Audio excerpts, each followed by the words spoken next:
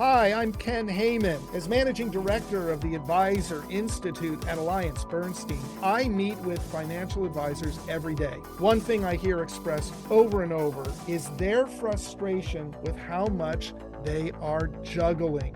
The advisors I talk to are constantly trying to balance competing priorities, from managing client relationships to prospecting for new business, and of course, the tasks of leading their team.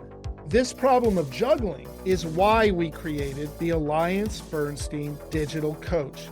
This is a proprietary tool that draws on the wisdom of behavioral economics and unique perspectives from the Advisor Institute's practice management experts. In less than 10 minutes with the Digital Coach, you will be able to identify and prioritize the top needs of your practice. And armed with those insights, you will be well on your way to tackling the challenge of limited resources while positioning your business to seize opportunities for growth.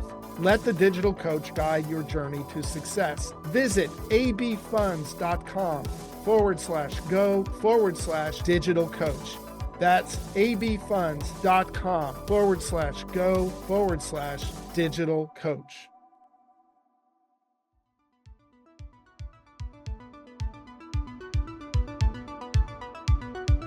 Welcome to Secrets of Successful Advisors with Ken Heyman, the podcast where we dive into the habits, mindsets, and strategies that set top financial advisors apart. I'm Scott Tatum, and today I'll be talking with Ken to explore his thoughts on the big mistakes advisors make when working with ultra high net worth clients. Before we begin, I'd like to mention that today's podcast is brought to you by Total Family. Total Family is your practice management resource for working with ultra successful families who want to do legacy work that leads to more cohesive and resilient family structures across generations. Visit totalfamily.io for more information. That's totalfamily.io. Let's get to it. Let's leave the outside world behind for 25 minutes. Jump inside the circle of trust and look deep inside human behavior to explore the science of clients, setting instincts aside so that insights can guide. Today, we're examining the big mistakes FAs make with their biggest clients. Ken, let's look at that first mistake. Advisors think that ultra high net worth clients have the same needs as other clients, don't they? Well, Scott, that's exactly the thing we see across most of the industry when we talk with advisors who are not deeply experienced in this space. Look, across the industry, every advisor wants to move up market. Every advisor wants to work with families that have substantial wealth, families that have numerous problems that the advisor can weigh into, families that are going to need their help solving numerous different challenges in their family life as well as in their financial life. And that desire to work with these kind of families grows out of the sense of, if I'm going to spend time, effort, and energy working with a client who's paying me a fee, the larger the client, the better the investment of time, effort, and energy. It's just a logical conclusion. The problem with that is that most advisors who are not deeply experienced in this space bring a set of assumptions to this space of the uniquely successful family and impose their vision of what these people need, what these uniquely successful families need from their previous experiences. Now, why do they do that? Because that's human nature. There's an old saying, I think probably sometime around Benjamin Franklin time, it was created. It's like, if your primary tool is a hammer, everything tends to look like a nail. And for advisors, if your primary tool and the thing you feel best about in terms of your competency, maybe the thing you get paid for in terms of your business is asset management, portfolio construction, maybe a little financial planning in there, then you're going to bring that same set of assumptions to the ultra high net worth client. You're going to look at these people in this situation and say, well, it's just like a mass affluent or a high net worth client, except with more money. And In fact, when I talk with advisors who are thinking about going up market, or if I debrief with an advisor who has an opportunity to talk to a client who is up market, who has gone through a liquidity event and now has a huge amount of assets that they have to deal with, the advisor's assumption is that the problem they have is investments just on a larger scale. And the fact is, this individual who has this liquidity event does have a problem with investing. They have to deploy that capital into the markets, and they want that capital to be safe and to grow. But that's a fairly minor problem if you have $100 million, because you don't need that money to grow in order to be safe and secure and to have a comfortable lifestyle. You need a whole bunch of other stuff to be addressed that you've never encountered before. And so what we see in this transition from working with the mass affluent or the high net worth client is that advisors don't understand the experience that their ultra high net worth clients are having with the wealth as it affects them. This is summed up in a very personally meaningful conversation I had with a great advisor that I've worked with for years, who's very adept at the ultra high net worth space. He had been invited by the president of his firm to talk with a junior colleague at some distance from where his practice was, who had an opportunity to talk with a person who just sold a business and now had over $100 million they had to deploy. Now, I'm not completely certain why the client in this case had all this money undeployed. It would have made more sense to have an engagement that started well before the liquidity event, but the nature of the situation was this person had sold a business and now was interviewing this person that they knew to consider taking them on as a client. And so my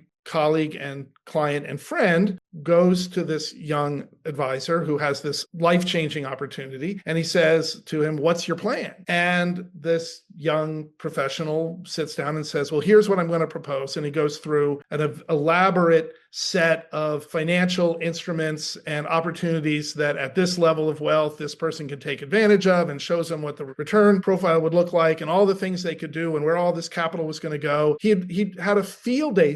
He just had a wonderful experience of expressing all of his technical expertise in this elaborate portfolio that he was going to develop. And this seasoned older veteran who's listening to this says, "Well, you know what? That looks great. It's obviously going to be adequate for what their investment needs are." He understood what this young person was doing. And he said, "But I'm not sure I would start with that as the conversation we would have." And the young person is somewhat affronted and offended as well. "What do you think I've missed?" And he said, "Well, I don't think you've missed anything in your financial dynamics, but I don't think that's the primary place this person's living in terms of their concerns at this point."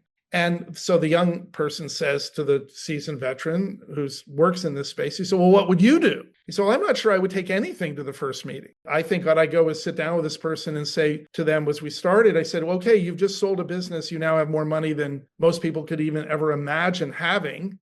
What now?" And I tell that story because it was so unsatisfying to this younger person who wanted to be meaningful and relevant and earn the respect of the ultra high net worth client, or prospective client in this case, by showing him all the things that he could do and how great he was. He was all concerned about his professional credibility. And the thing that's astounding to me, and remember, I'm a psychological professional, behavioralist. I'm not a portfolio manager who's fascinated with the intricacies of how various capital deployments relate to each other. That's not my area of fascination. My area of fascination is human beings and human beings' experience. But somehow this very senior person who is spending all of his time with this kind of client has the same fascination. And what his organizing principle was not proving his credibility that he could deploy capital for this person. That's actually almost totally now a commodity. And as much as advisors all agree on it, I don't think they really understand the implication of that. That if that's a commodity, that doesn't elevate you in any way in the eyes of the person who's got all this wealth. My client, my colleague, my friend who's experienced in that arena, his concern was to be relevant. And in this case, the relevancy was he understood the emotional experience of this individual who has sold a business. So he's no longer a business person. He's no longer going to the same place to work. He's no longer relating to his friends and family members the way he used to because he's now amazingly, amazingly rich.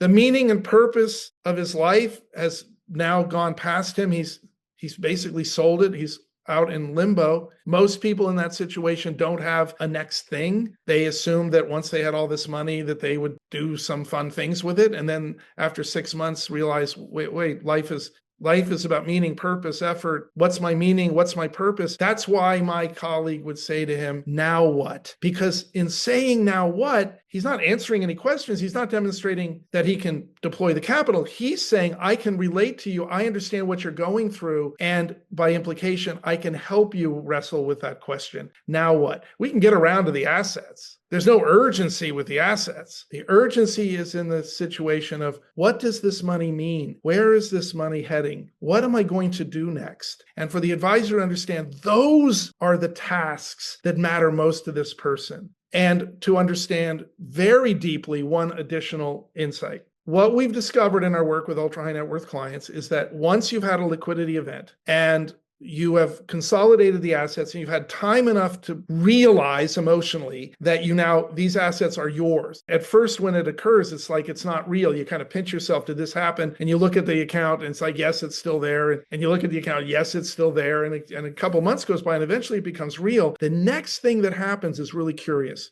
Where before their sense of time stretching into the future stretched out to the end of their life, now their sense of time that's meaningful and important to them stretches out not to the end of their life, but beyond the life of their children and even their grandchildren. And now they have this expanded sense of time and this expanded sense of concern of, okay, I now have enough wealth that I'm not going to spend it all. And the other criteria is it's going to meaningfully redefine my children's experience of life. It's not just that I have this wealth, there's going to be this huge influx of resources for them. And now they begin to be concerned, what's going to happen with this? What's this money going to be doing? What actions can I take that will ensure that this will be stewarded properly? Their concern stretches out decades in front of them. And the question starts to rise up, well, what can I do? And in almost every case, when I debrief folks in this regard, or I debrief advisors who are aware this now has become the client's problem, they don't know what to do about it. And not having the ability to address that question with a step-by-step defined process that leads them to a resolution of how to solve that for that pain in their heart, that is a big mistake that an advisor makes. Probably the biggest, most common mistake. They think it's all about managing the money when now it's all about creating meaning in the life of the client.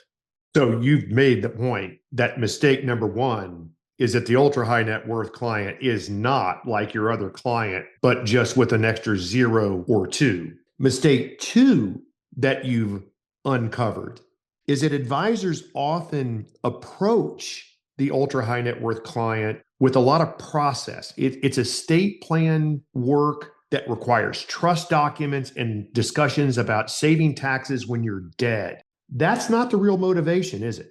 Well, it is part of the work. And that's the thing that I think is tricky, because we can say the advisor's making these mistakes, and they are mistakes. They're mistakes in the fact that the advisor is focusing in one area that is technically correct to be concerned about solving, but they're not allowing themselves to become aware. They're not equipped with awareness that what the need of the human being is in a different place. By all means, this ultra high net worth client needs an estate plan. By all means, this person needs to think about building trusts that are tax advantaged. They need to think about the impact of taxation. They need to think about the impact of how this money is going to affect the next generation, what stewardship looks like, all these things. They need to think about that, and they need to work with professionals to put that together. And the wise advisor has these great technical professionals that they partner with so that they can make these technical solutions available to the client to execute. But the mistake they make is to think that once you have this wealth, that getting this wealth into these structures in some way is the task at hand. And the fact is, it's a task that needs to be done. But again, estate planning attorneys can do this. Tax accountants can do this. You can put together various structures that take taxation into consideration. This is not, well, I was going to say it's not rocket science. It is all doable and it's all accessible. And there's a host of professionals you can partner with to do this, and you should. And I don't mean to dismiss that as the issue at hand, but the bigger issue is not, the getting the estate plan in place. The bigger issue is having the client come to grips with what are they trying to accomplish? What does this money mean? What are the values that I have that inform the creation of this wealth? What is my sense of my role in my family in terms of leading my family? Here's a great question. What do I want this money to be doing for the next 100 years or longer? And then if that's what I want it to be doing, what are the structures that need to be in place to make that happen? But estate planning structures, things like that, that's pretty accessible. If you can walk into an estate planning attorney and say, this is what I want to accomplish, this is how I want it to go, these are the things that matter to me, this is what I want it to look like over this period of time, the estate planning attorney is just going to say, all right, I'm on it. Boom, boom, boom, boom. If you walk into an estate planning attorney and you have done none of that defining work of what are my values? What is it I want? What's my story so far that was about creating this wealth? And how do I want that story to connect going forward past my life into the next generation and the generation beyond that? So what are the values that I want to transmit? What's the vision I want for this family that is going to be so affected by this wealth? And so there's this work that needs to be done inside of the client, inside of the couple that originated the wealth around values clarification. What are we about? What matters to us? What are the things we want to preserve in the family going forward? What do we want this wealth to be doing with that family going forward? How do we want this wealth stewarded? What's the purpose of this wealth for the family's well-being going forward? What's our vision? And can we get that vision connected to the next generation and have them participate in helping us author this vision? Once we have that in place, now we can do two things. We can engage the professionals, build the structures that are going to enable that to happen on a foundation of meaning, on a foundation of purpose. And those things have to be explored and facilitated. Individuals don't walk around with that at the top of their mind. It has to be explored and facilitated. But with that in place, they can now go engage these technical solutions. And that whole process works smoothly, and the client is fully engaged with it. They see where it's going. The future starts to look better defined, and their anxiety and their heartache about how this wealth is going to affect the next generation starts to abate. And now they can dig into something. And the other thing they can do then is start a process of what all kind of ultra high net worth consulting looks like, is of family governance. How are we going to teach the family? How are we going to develop in the family the ways we make decisions? How are we going to create a family that stays cohesive in the presence of challenges and perhaps some internal values disagreements? How are we going to create a sense of a resilient family that when major transitions happen, because those originators are eventually going to pass away. So when these major transitions happen, the vision is sustained because the family has exercised the muscles that have to do with preserving the legacy, that they've been doing this work. That most advisors miss this process. They think this is about an estate planning exercise with tax consequences. And as a result of that, eventually the client outgrows the advisor. The client starts to become aware there's something else that I need here. The conversations we're having about the portfolio and the growth, et cetera, aren't relevant to me, and they are become accessible to other advisors. And by the way, the statistics about how many ultra high net worth next gen clients stay with their parents' advisor are abysmal, because the advisor's not talking about the stuff that is most emotionally important to the clients they're working with. And that includes the originators and the next gen and the generation beyond that. The advisor isn't talking about the stuff that matters. That's perfect. What a great way to explain that, though that estate planning process and those documents are important, it's not what we lead with. And that brings us to the third mistake. And this one really resonates with me. Mistake 3, you've pointed out, is that we believe this transfer of wealth is about going from person to person. It's about taking control of wealth from the founding generation and passing that control on to the next generation. And there's actually a completely different way to think about that, isn't there? Well, a much better way to think about it in the sense of something that works for the family across decades of time and generations into the future. Look, if you've got 100 million, 150, $200 million in a pool of assets, that pool of assets should grow and sustain virtually permanently going forward. It's an engine for a family across multiple generations if it's been stewarded correctly, first by the originating generation and then by the next generation or two. Obviously, everyone who works in this industry knows that most families don't accomplish that. And the reason for that is the assumption that is made by the originating family and the assumption that the advisor will confirm, because the advisor doesn't have an alternative to offer, is that eventually we have to take the control of this money and move it from the originators, as with the wealth being personally connected to them, to the next generation where the wealth becomes personally connected to them. And that, in fact, is the entire idea of wealth transfer as we understand it today. Trillions of dollars is going to transfer from the control of the originators to the next generation who will now take control over it. And all advisors are told, well, you got to go relate to the next generation, because when they take control of it, if you're not relating to them, they're going to leave. And the fact of that is correct. If you're not in very deep relationship with them, they're going to leave. And here's an even more disturbing statistic. Even if you are connected to them, 80% of the time, they're going to want to leave. Why? Because you, as the advisor, represent the values and constraints of the originating generation, and the next generation wants to be liberated from that. They want to do it their way. Anyone who's raised a child has heard the child say from about the time they were 3, I want to do what I want to do. And that pervades the experience of the next generation. It's our turn. It's my turn. These are my assets.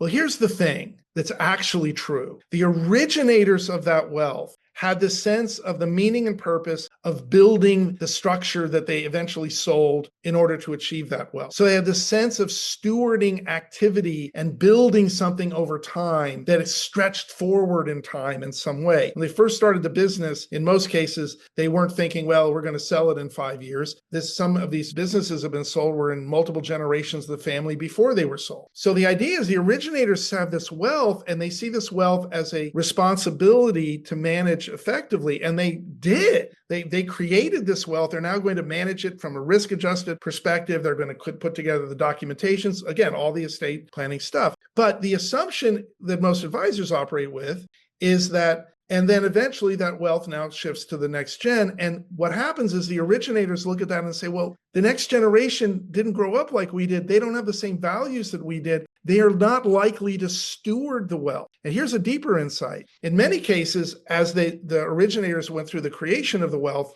they were so wrapped up and so consumed by the creation of the wealth that it was hard to find time, especially as their children got older, to spend time with their kids. And so what people who work in this space a lot see, and I've heard a number of advisors report this to me, is that the originators start using money as a compensation for their lack of time. So yeah, we weren't able to get together. I was gone a lot this year building the business. Let's take a really nice vacation, or let me buy you a really nice car, or let me pay for your really nice house. And so what the next generation learns from the originator generation is money is about gratification. And so they actually participate in creating the values problem that they're concerned about, because they look at this and they say, once we hand this money off, it's going to go all kinds of different directions in search of gratification. There is an alternative, as you point out, and that alternative is for the originators to explore their values, look at their sense of their roles in the family, look at their vision for what they want the family to be about, answer the question, what do I think this wealth should be doing for the next 100 years?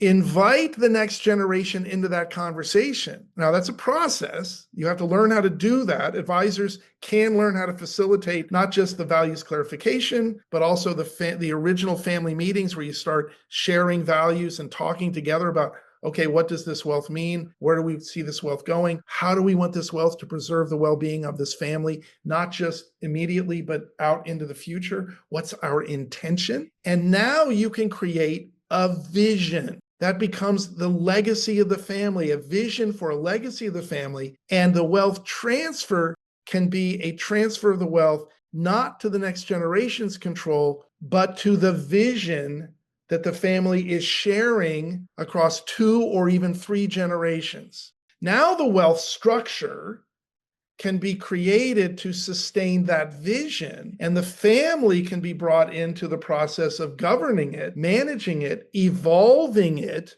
As time passes and things get different and things get challenging, go through the process of good decision making because they're both cohesive and resilient. So there's a sense of boundaries around the family and the way we do it, and a sense of resilience as we go forward in time and we're faced with challenges. But the wealth is there attached to the values of the family. And what's interesting about that allows the advisor to stay involved with the vision as the vision passes to the next generation and even the next generation beyond that. This is what the traditional family office, the original family office idea was, is the family office is going to steward this wealth as a resource for the family according to a vision that the originators and maybe the next gen had. But now we can do this very systematically. And so the idea here is for advisors to start seeing that the work with these people is all about finding out meanings, purpose, values, creating a vision, attaching the wealth to the vision, and teaching the family how to manage that going forward. That's where you become relevant to this family